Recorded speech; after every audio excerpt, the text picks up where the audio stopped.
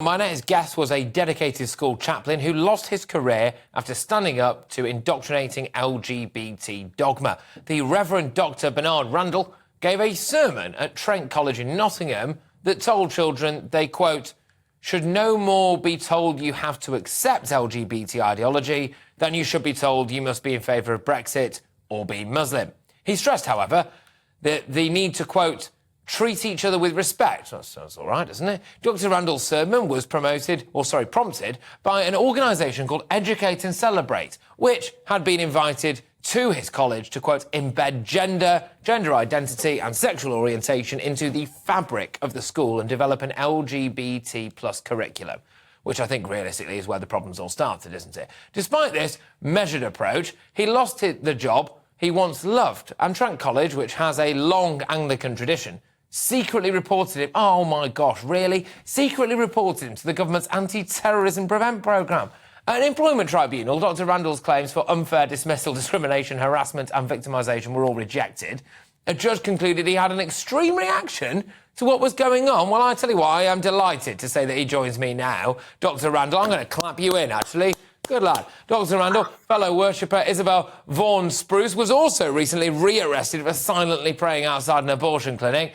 Look, are our rights to freedom of speech, or in this case, thought, being eroded? It certainly looks that way. It certainly looks as if we have, you put School of Woke on your caption. I think the sort of woke agenda doesn't like any kind of resistance. It doesn't like anybody to think differently. And so over the course of the last few years in particular, but going back even decades, they've insidiously sort of worked their way in a way that it makes people feel, well, there's nothing much to see here because it's just crept in so quietly. But then when we stand up and say, well, actually, I think differently to the sort of woke thing, then all of a sudden, well, I was sacked. It was gross misconduct just to suggest, right, in a Church of England school that you might follow Church of England teaching.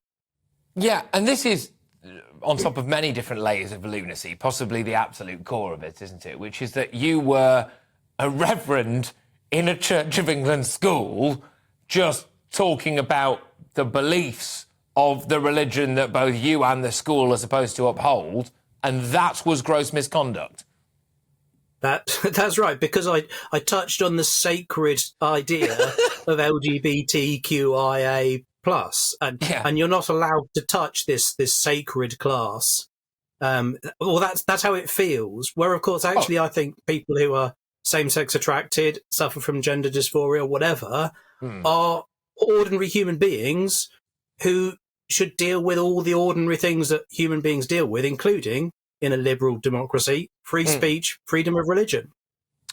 Yeah, and just to be clear, what was your main issue? Was it that you just wanted to, presumably after a day of, some would argue, child indoctrination into a rainbow-coloured agenda, you decided that you might just pop the opposing view there? Or what really happened? I mean, do you care, for example, if one of your school pupils had come out and just said to you, Reverend, I am gay, or I think I might be trans? I mean, would you have actually really cared about that? Well, of course. Yeah, no, absolutely. If someone is struggling with something in his or her life, whatever it is, and comes to the chaplain, then I try to help that young person work through what it is, what it means, how to deal with it in a way that's right for that young person. And if they say to me, what's the Christian view on this? What's your religious view? Then I'll answer that question. But if they don't ask about the religious view, I'll just treat it as, here's a human being in front of me with ordinary human problems. Can I ask you something about this, right? Because this appears to be happening more and more now, which is that the Christian view on this is, look, you will know much more about this than I do, but I'm being very general here, is, I think, loosely similar to an Orthodox Jewish view on this and Muslim view on this. I mean, there's a point of similarity, really, between a lot of the world's major religions. Why is it only really Christians who are copying it in terms of having a religious view on this LGBT stuff? I mean, with respect, the activists, or whoever they were allowed to come into your school. I do not think they would have been allowed to go into quite a lot of Islamic schools in the country, would they? I think you're probably right on that. Obviously, I can't speak for those schools, but yes, I think you're right. I think part of the problem is that the sort of the theory behind this activism is very left wing. It's very Marxist in origin, and Marxism talks in terms of the oppressor and the oppressed.